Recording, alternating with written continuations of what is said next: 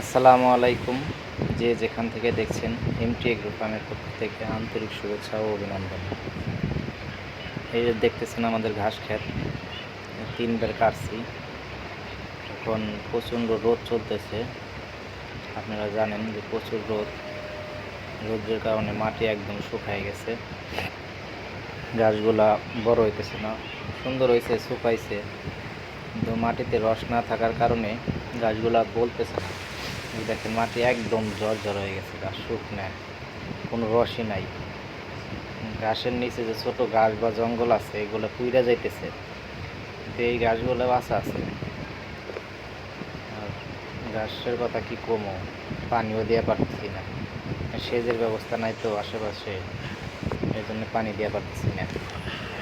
যে লাল পাচনগুলো এগুলো আগে কাটছিলাম, ভালো হয়েছে, মোটামুটি বড় হইতেছে না। রস থাকলে সে মাটিতে যদি রস থাকে তাইলে সে বড় হইব, রস নাই দেখে এই জন্য গাছ বড় হইতেছে না। কিন্তু সুন্দর সুপাইছে, অনেকগুলো করে পোয়া বেরিয়েছে, এক একটা সুপাই দেখতেছেন আপনারা। আর আপনারা জানেন যেমন তাপদাহ চলতেছে, প্রচুর রোদ। এই রোদের মধ্যে মাটি একদম শুকাই গেছে, মাটিতে খালি পানি চেতেছে, তো পানির ব্যবস্থা নাই, দিয়ে পানি দেওয়াও পারতেছি না। বৃষ্টি হইলেই পানি দিয়ে সার দিয়ে দিব, গাছ তাড়াতাড়ি বড় হয়ে যাবে। অনেকগুলো করে পোয়া বেরিয়েছে, দেখেন আপনারা। মাটি দেখছেন একদম খড়খড় হয়ে গেছে মাটি, মাটিতে কোনো রস নাই। মাটিতে রস থাকলে গাছগুলো তাড়াতাড়ি বড় হয়ে যেত না। একটু বৃষ্টির প্রয়োজন খুব, আল্লাহ যেন তাড়াতাড়ি বৃষ্টি দিয়ে দেয়। বৃষ্টি হলে এই গাছগুলো অনেক সুন্দর হয়ে যাব। এই যে মাঝখানে গোবর ফেলাই দিছি, এগুলো বৃষ্টি হলে ছড়াই যাব, ছড়াই সার হয়ে যাবো গা। প্রত্যেকটা গাছে তার ভিটামিন নিতে পারবো।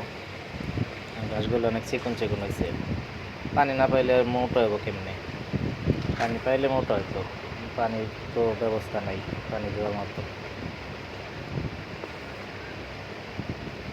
অনেক রোদ চলতেছে, অনেক রোদ, মানে শরীর পুইরা জায়গায় এত রোদ। গাছগুলা বাইসে আছে, এটা আল্লাহর কাছে শুকরিয়া। আর এই গাছগুলা সহজে মরে না। যে লাল পাচ্ছনগুলো দেখেন কত সুন্দর হয়েছিল, কিন্তু পানির অভাবে বড় হইতেছে না।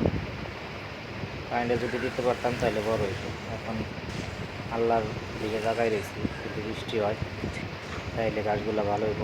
সবাই ভালো থাকবেন। আসসালামু আলাইকুম, আল্লাহ হাফিজ।